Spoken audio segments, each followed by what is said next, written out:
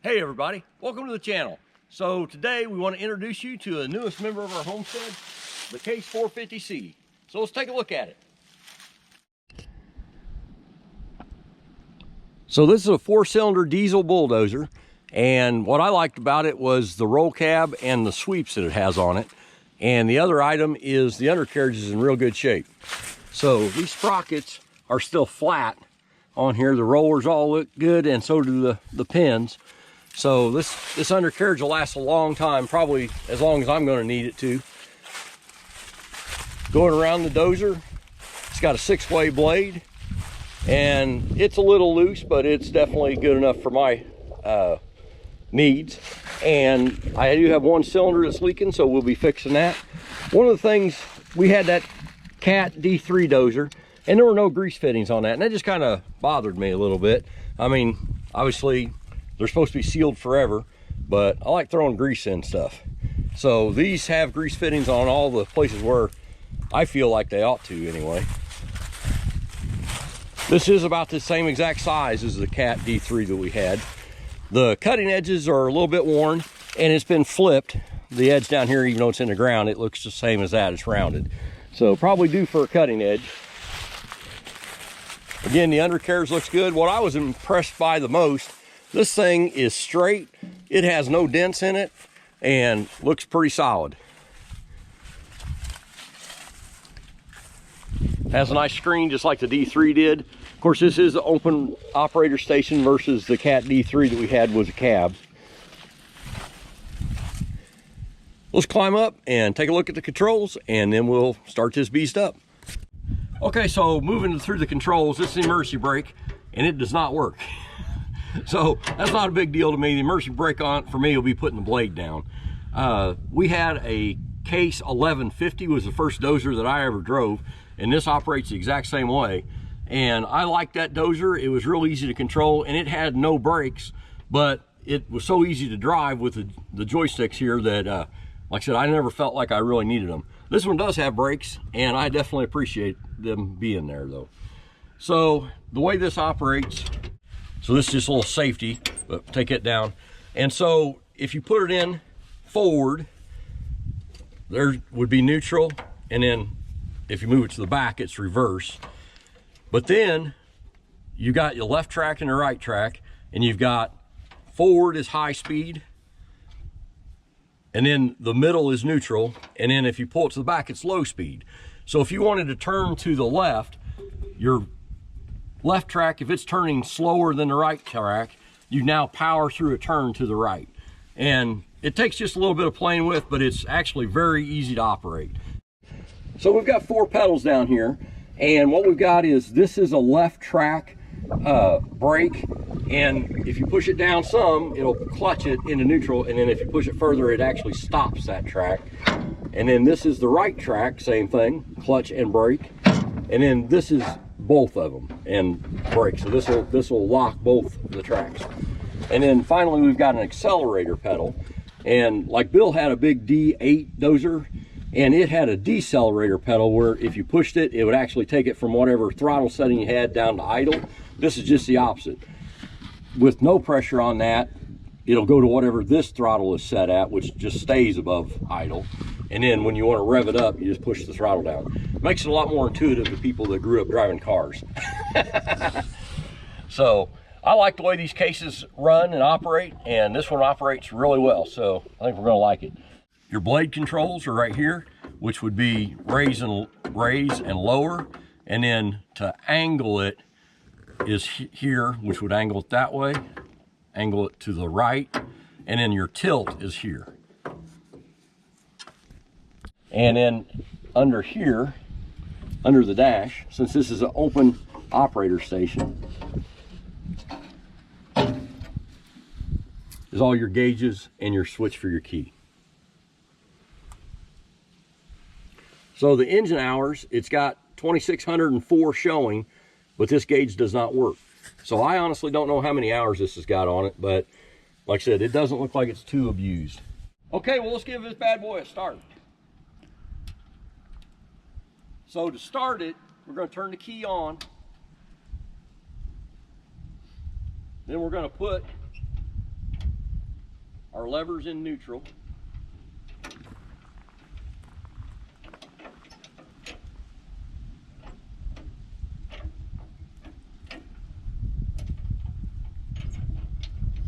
Okay, and we're going to start her up. The starter button is right underneath your controls.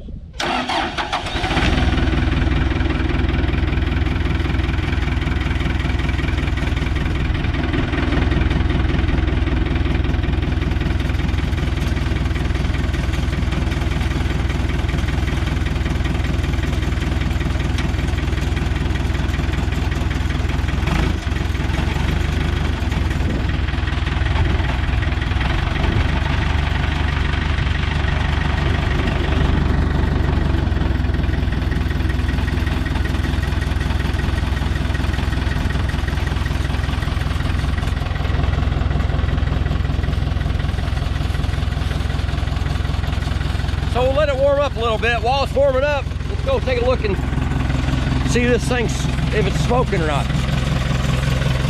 So there's no real exhaust smoke coming out of it right now. Let's check it for blow-by.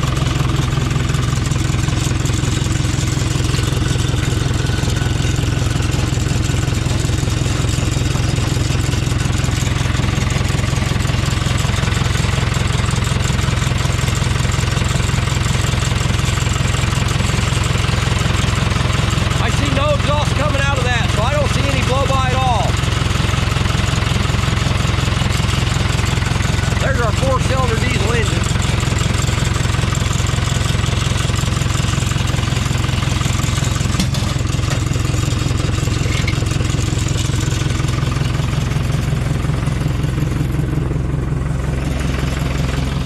So I always like to let them warm up a little bit, especially it hadn't been started in about a week. This was delivered while I had a pretty nasty cold, so I haven't touched it at all since it's been dropped off.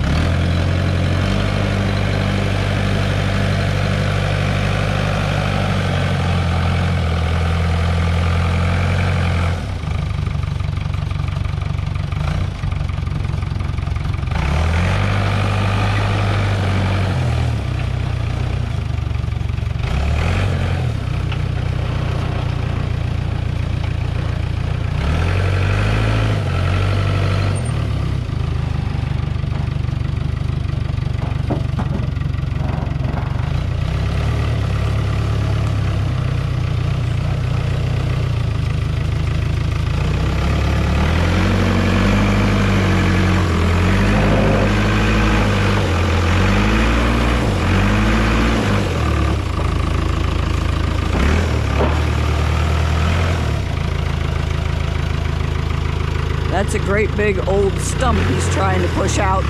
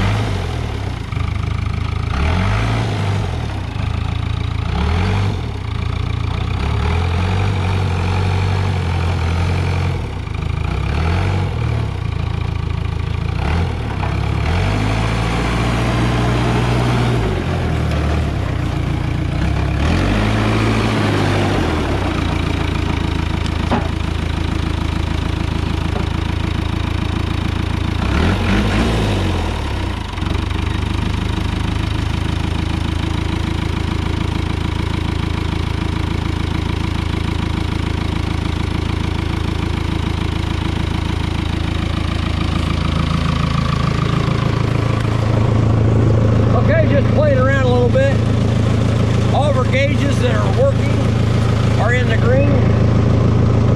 So we're in pretty good shape here. And we'll go ahead and shut her off.